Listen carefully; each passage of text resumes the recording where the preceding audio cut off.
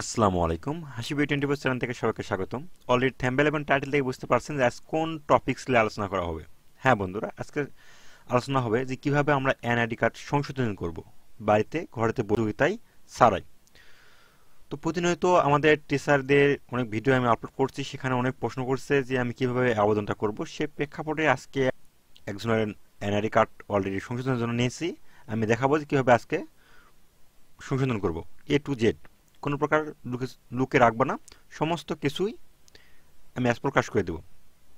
প্রথমে কি করবেন, প্রথমে আপনি যেহেতু আপনি কখনোই এই সার্ভারে আসে নাই, উপরে সার্চ করবেন সার্ভিস ডট NIDW.gov.bd, অথবা আপনি গুগলে গিয়ে সার্চ করতে পারেন যে কোনোতে NID সার্ভিস। ক্লিক করে আপনি উপরে যে ওয়েবসাইটটা সেই ওয়েবসাইটে যাবেন। যাওয়ার পর আপনি এরকম একটা ওয়েবসাইট পাবেন। যাওয়ার পর আপনি রেজিস্টারে ক্লিক করবেন। রেজিস্টারে ক্লিক করার পর এখানে কি করবেন, আপনি আপনার জাতীয় পরিচয়পত্রের নাম্বারটা এখানে দিবেন। দিলাম। তারপর এখানে দিন দিবেন, যেহেতু আমার দিন 10/2002। আচ্ছা আচ্ছা। তারপর যে ক্যাপচার কোডটা আছে এই ক্যাপচার কোডটা আমরা দিলাম, দেওয়ার পর সাবমিটে ক্লিক করলাম। করার পর দেখতেছেন যে অলরেডি এটা আমাদের পাসওয়ার্ড। তারপর এটা আপনার নাম আসতে পারে। তারপর এখানে চাবে এরকম ভাবে যে আপনার বর্তমান ঠিকানা দেন। তো আপনার বর্তমান ঠিকানা যেটা সেটা দিয়ে দিবেন, যেটা আইডি কার্ড অনুপাতে আছে, তো আমি দিচ্ছি, আমারটা দিলাম। এভাবে দিলাম। এভাবে দেওয়ার পর আমি একটু দ্রুত করতেছি। তারপর আমার ফোন নাম্বার মেসেজ যাবে, মেসেজ যাওয়ার পর ওটিপিটা দিবেন। তারপর একটা স্ক্যান কোড আসবে। সেই স্ক্যান কোডের মাধ্যমে সেই স্ক্যান কোডের মাধ্যমে আপনি আপনাকে দেখাই, এটা যাচাই কিছু কোড চলে আসবে। সেখানে দিয়ে দিতে হবে। এখানে এখানে একটা কোড আসবে। আপনার এই যে নাম্বারটা দিলেন সেই নাম্বার একটা কোড আসবে। সেই নাম্বারটা কোড আসার পর আপনি আপনার পাসওয়ার্ডটি সেট করার পর যে কাজটা করবেন, আপনি হোম বাটনে আসবেন। আসার পর এই যে এখানে দেখতেছেন লগ ইন নামটা অপশন আছে। তো অলরেডি আমি একটা ইউজার সাজিয়ে নিছি। তো আমি ইউজার সাজার পর আমি এখানে দিলাম ক্যাপচারটা, দেওয়ার পর লগ ইন বাটনে ক্লিক করলাম। দেখতেছেন যে অলরেডি এখানে সব শো করতেছে, ছবি সহ শো করতেছে। তো এটা আমি কিভাবে পরিবর্তন করব, প্রথমে যেটা করতে হবে সেটা হলো প্রোফাইলে ক্লিক করবেন। আসার পর আপনি যেটা পরিবর্তন করবেন সেটা হলো এডিট অপশনে যাবেন। এই এডিট অপশন যার পর এখানে আপনার বিকাশের লিমিটে ফি প্রদানের অন্যতম 30 মিনিট পর সংশোধনের জন্য হারানোর জন্য আবেদন করতে পারেন। 30 মিনিট পর আবেদন করতে হবে। তো আমি আবেদনটা এখনো করে নাই, মানে টাকাটা পেড করে নাই। তো আমি এখানে বহালে ক্লিক করলাম। করার পর যে অপশনগুলো, আমার যেটা ভুল সেটা হচ্ছে এখানে সার্টিফিকেট অনুপাতে নাম ভুল আছে। তো এখানে সার্টিফিকেট নাম ভুল আছে। তো এখানে কিভাবে আমরা সংশোধনটা করতেছি একটু দেখেন। এখানে শুধু রূপালী হবে কিন্তু এক হবে না, বাংলা নাম এটা হবে না, সরি, মোসাম্মত হবে না, এটা শুধু রূপালী হবে। আমি রূপালী দিলাম, শুধু রূপালী হবে। আচ্ছা, দিলাম। দেওয়ার পর যেগুলো আছে এগুলো চেঞ্জ করার প্রয়োজন নেই, এগুলো যা আছে সেরকম অবস্থায় থাকবে।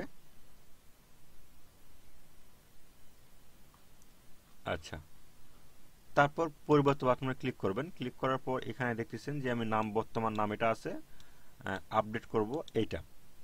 সেক্ষেত্রে আমি আবারও পরিবর্তে ক্লিক করলাম। করার পর দেখতেছেন যে এখানে জিরো ট্রানজেকশন, অর্থাৎ এখানে কোনো প্রকার টাকা দেওয়া নাই। তো কিভাবে এটা টাকা পেড করবেন, বিকাশে যাবেন। তা আমি অলরেডি আইডি কার্ড, তো এই এই যে নাম্বারটা আছে এনআইডি কার্ড, সেই এনআইডি কার্ড অনুযায়ী এই টাকাটা পেড দিতে হবে। তো আমি অলরেডি যেহেতু কালেকশনের জন্য দিয়েছি, তাহলে সেক্ষেত্রে আমার পেমেন্ট অপশনে যেতে হবে।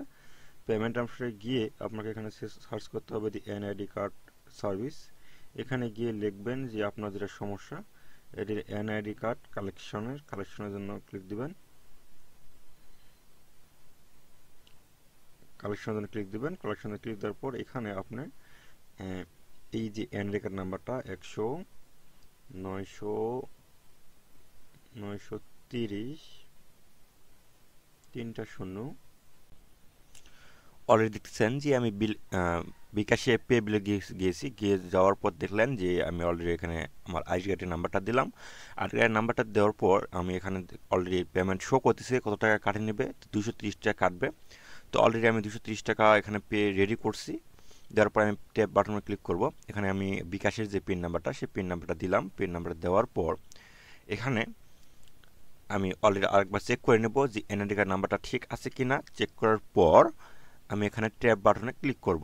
তো অলরেডি ট্যাব বাটনে ক্লিক করতেছি, সেক্ষেত্রে আমি আবার একবার মিলিয়ে নেই, কারণ এখানে যখন আপনি এনআইডি কার্ড দিয়ে নাম শো করবে না, মানে বিকাশে যখন পেমেন্ট করবেন তখন শো করবে না। তো আমি ট্যাব বাটনে ক্লিক করে পেমেন্ট করে দিলাম। দেখতেছেন যে আপনার পে সফল হয়েছে। তো এখন দেখানোর পালা যে আমরা আমাদের যে ওয়েবসাইট, সেই ওয়েবসাইটে গিয়ে দেখব যে আমাদের অলরেডি এখানে টাকা ডিপোজিট হয়েছে কি না, সে চেক করব কেমন করে।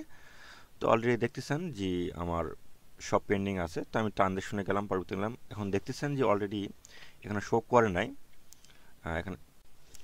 তারপর এরকম জিরো ডিপোজিট দেখালো, যেহেতু আমরা পেমেন্ট করলাম কিন্তু এখানে শো করতেছে না। সেক্ষেত্রে আপনাকে রিকমেন্ড করতে হবে। রিকমেন্ড বলতে কি রিপিএস দিতে হবে। তো আমি রিপিএস করব। তো দেখতেছি আমি প্রথম থেকে মানে পরিবর্তন যে এই রিপিএস বাটনে ক্লিক করলাম, করার সঙ্গে সঙ্গে আমার প্রথম আসলো। আসার পর আমি নতুন করে আবারও চলে গেলাম, নেক্সট অপশনে ক্লিক করলাম, নেক্সট অপশনে ক্লিক করলাম, আবার নেক্সট অপশনে ক্লিক করলাম।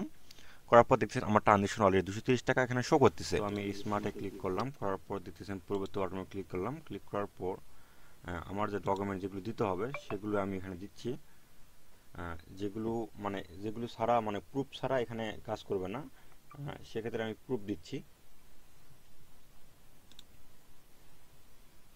কি কি অপশন আছে এখানে? অ্যাডমিট কার্ড আছে, জিডিও, সার্ভিস ডকুমেন্ট। এখানে অলরেডি আপনাকে কিছু ডকুমেন্ট দিতে হবে, কাগজপত্র দিতে হবে, তাছাড়া নাম সংশোধন হবে না। যেমন দেখেছে আমার নাম ভুল আছে, এখানে মোসাম্মদ রূপালী আক্তার দেওয়া আছে আইডি কার্ডে, কিন্তু এখানে আমাকে দিতে হবে শুধু রূপালী।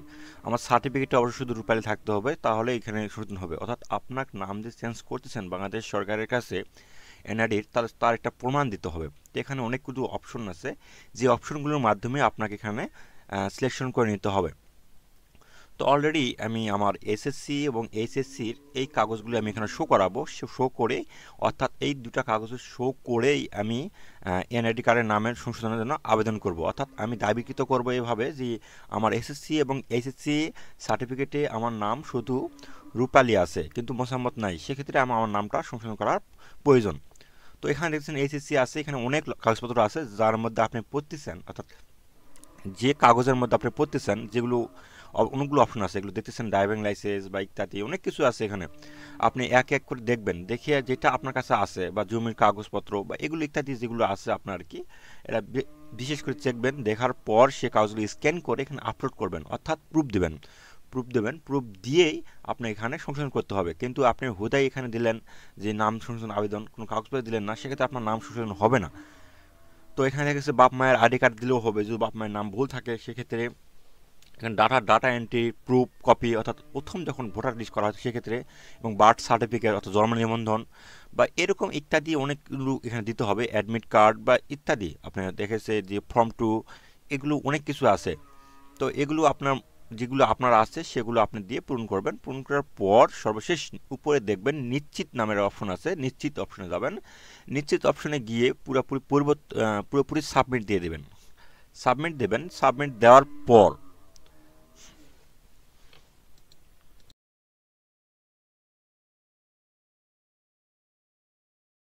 সর্বশেষ আমরা কি করতেছি যে হচ্ছে ফাইল, মানে আমরা কাগজ আপলোড করার পর পরিবর্তে ক্লিক করে আমরা সাবমিট দিয়ে দিলাম। সাবমিট দেওয়ার পর দেখতেছেন যে অলরেডি আমাদের মাঝে এরকম একটা ইন্টারফেস শো করতেছে। এখানে লেখা হচ্ছে আপনার একটা অ্যাপ্লিকেশন পেন্ডিং রয়েছে। তারপর এখানে ডাউনলোড যে বাটনে ক্লিক করে দিলাম। আমি ডাউনলোড ক্লিক করার সঙ্গে দেখবেন যে এখানে আমার অ্যাপ্লিকেশন ডাউনলোড, যে কারণে আমি সংশোধন দিয়েছি, কি সংশোধন দিয়ে দিয়েছি, এখানে নামের যে চলিত সে নামগুলো আমি সংশোধন দিয়ে দিয়েছি। এটা সঙ্গে রাখবেন, এটা লাগবে। এটা ভবিষ্যতে আপনার যখন এনআইডি কার্ড সংশোধন হয়ে আসবে তখন এই কাগজটা লাগবে আপনার। তার পরিবর্তে দেখতেছেন এখানে পেন্ডিং আছে। তো অলরেডি আপনার সব কিছু কমপ্লিট, আপনাকে আর কোনো কিছু করতে হবে না। তো অলরেডি এখানে দেখছেন ইস্যু, অর্থাৎ আপনার অ্যাপ্লিকেশন পেন্ডিং রয়েছে। এখানে আপনার ইস্যু হবে যে কোন পর্যায়ে রয়েছে। যেহেতু অ্যাপ্লিকেশনটা এই মাত্রই করা হলো, সেক্ষেত্রে আপনাকে একটু সময় নিতে পারে। তো ধন্যবাদ, আজকে ভিডিও এই পর্যন্ত। পরবর্তী ভিডিও দেখার জন্য আমন্ত্রণ রইল। আর যদি আমার ভালো লাগে চ্যানেলটা, তাহলে অবশ্যই সাবস্ক্রাইব করবেন। আর যদি কোনো সমস্যা মনে হয় এখানে কোথাও বা কোনো প্রশ্ন থাকে, তাহলে অবশ্যই আমার কমেন্ট বক্স আছে, কমেন্ট বক্সে কমেন্ট করে যাবেন। ধন্যবাদ সবাইকে।